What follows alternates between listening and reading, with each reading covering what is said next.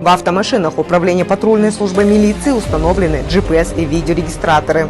Более 100 патрульных автомашинах управления патрульной службы милиции столицы установлены GPS и видеорегистраторы, которые способны бесперерывно снимать в течение рабочего времени.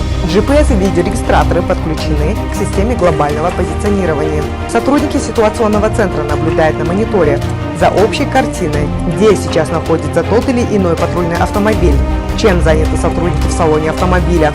Также видеорегистратор снимает снаружи, спереди и сзади транспортного средства. Установленный GPS и видеорегистратор может использоваться как элемент контроля, позволяя проследить работу отдельно взятого наряду за смену, фиксируя информацию о маршруте машины, скорости, остановках и так далее.